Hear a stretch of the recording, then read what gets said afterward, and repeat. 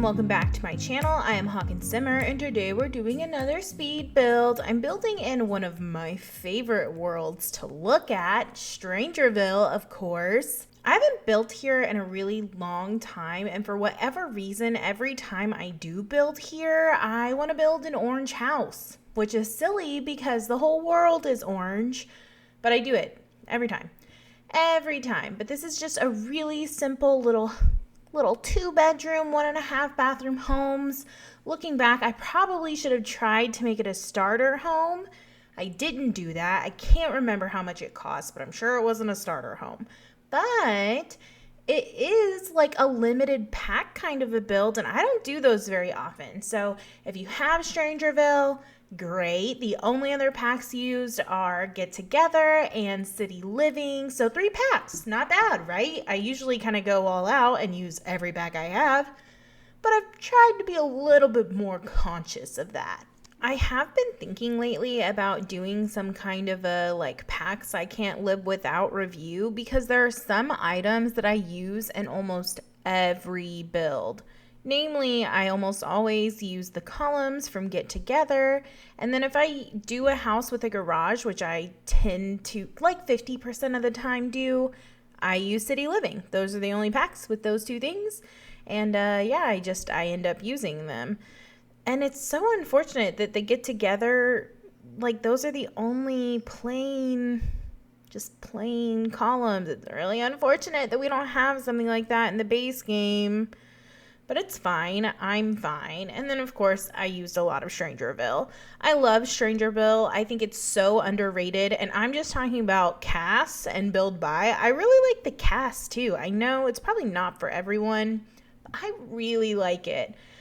And I really like the builds. I think that the doors and windows from the Strangerville pack are so beautiful. So beautiful. I know there was a lot of controversy when this pack came out, and I respect it. I think it's totally messed up that the team made a house that is just a base game house with Strangerville stuff. I think that's so wild.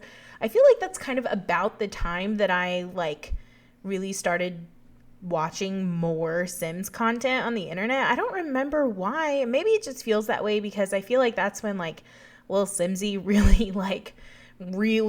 hit it big. Maybe not. Maybe that's totally wrong, but for some reason that's how I remember it in my mind. I know she got a lot of attention for her video about it, which I thought was hilarious and amazing because it was crap. What the heck? How are you actually doing this and you're okay with it? But anyway, like I said, this is just a real simple little house. I actually think it's really adorable. I wish I would have tried to make it starter because I feel like just given the size of the home, I could have made it a starter home, but as you can see, I decided to put a pool in. I feel like Strangerville is more Southwest, not necessarily just the South in general. I feel like it's the kind of place where it's cold at night, but obviously sweltering hot during the day. So I feel like the pool is kind of cute, kind of necessary. I don't know.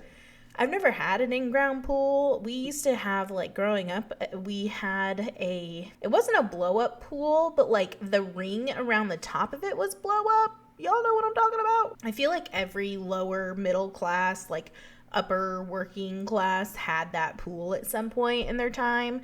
It was really great when I was in high school and in marching band in the summertime, get home and just die in that pool because it was so hot outside.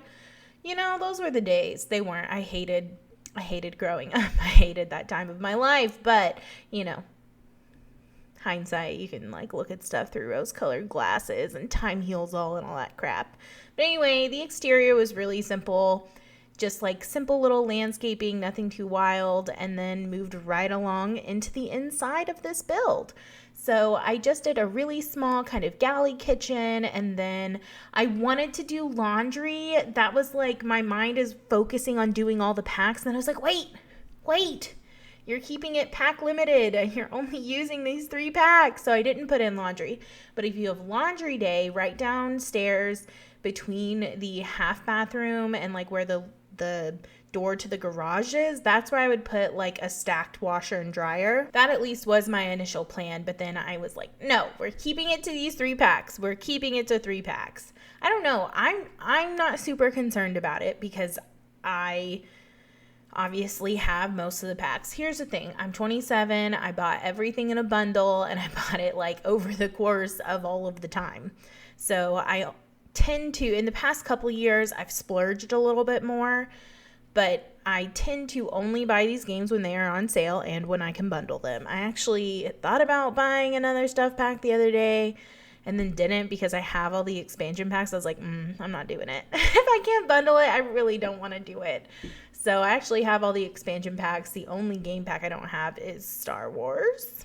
I have thought about getting it. Honestly, if there was another expansion pack, I might bundle it all together just to like complete the collection. But anyway, all to say is that I like to watch builds that aren't necessarily pack limited. It's both. It doesn't bother me one way or the other. I think it's fun to watch something that's pack limited just because that's kind of like a fun challenge, but it doesn't bother me because I tend to have most items that are in the game. But I know that that's not everyone. It's a very expensive game to own in full. So I know that's not everyone. So I have tried to do pack limited. I almost wish we knew like what is the most owned expansion pack, what is the most owned game pack, and what is the most owned stuff pack. I don't care about kits. I mean, I guess we could throw it in there for fun, but like I only own a couple of those, so that wouldn't do me a whole lot of good. But I wish we knew that, and then I would love to do builds like based on that. I think that would be really fun. If I had to take a guess, I would guess that the most owned expansion pack is Seasons. And then I feel like the most owned game pack has to be Parenthood. Like that is by and large typically everyone's most recommended game pack from what I understand. I feel like a close second would randomly be Vampires because I know that's like a very, very well done occult in The Sims 4. But I don't know. And as far as stuff packs go, I don't know. I feel like right at the end we started getting so many really good ones. I think my favorites have shifted a lot. I feel like at one point it was very obviously Laundry Day. And then they did another pack made stuff pack. And I don't think it went as well, honestly. But I don't know. Maybe that's not the case. But I don't think it went as well. But then we had a couple of really good ones like Tiny Living. And of course Paranormal. RIP to our stuff packs, baby. But I don't know, stuff packs I feel like is a little bit harder just because obviously stuff packs are more and more niche. Like the lower you go in the pack size, the more niche they get. So I don't know, but I would love to do a build based on like the most popular packs across like everyone.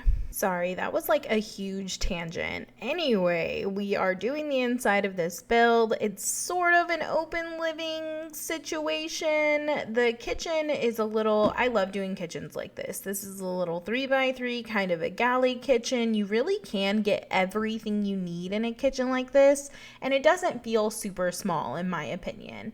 And then I just needed a quaint little dining area. Like I said, it's only a 2-bedroom home, so like probably a young family or a very old family, so they don't need tons of seating. And then a little living room. I really like the way the main floor turned out.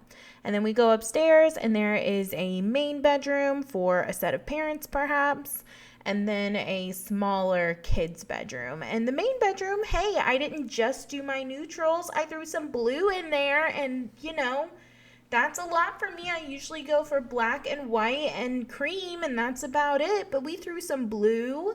I kind of thought like Strangerville is like a little out of touch. It's a little outdated. So I wanted to go for this like mission style with warmer colors, more wood tones, less black and white tones. And I tried to use a lot of artwork from this pack and artwork that reflected the kind of landscape of Strangerville, and I think I did that.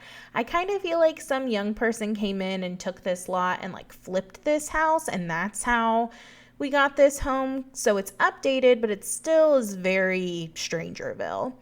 Then we're moving on to the kids' room. I wanted there to be bunk beds. God, I love bunk beds, bro. I love bunk beds in this game. So, I don't know. I kind of thought I was going for green, and then, I don't know, somehow I went into purples and blues and pinks. So, I don't know what kind of a kid is in this room. It's definitely not based on the color or anything, so I don't know, good luck to you, but it fits 2 kids. And then I wanted to throw in a computer. Of course, I think that's a pretty integral part of having a Sims build. You can do a lot of stuff on the computer. And then I don't remember if I put a bookshelf in, so I wanted to make sure I had one in here, and then a little music player. I'm really bad about not putting music players in my Sims builds because your Sims will just like turn on music all the time and like dance in the living room. And I love that for them. That must be really freeing, but that's not for me. So anyway, and then I love these posters from Strangerville. I think these posters are super underrated. But yeah, I think this is a really cute little green and purple kids room. I think it turned out really cute in the end. But the screenshots are here, so thank you all so much for watching. I hope the world is treating you well. And I upload new videos on Mondays and Thursdays, so I will see you all in the next one. Bye!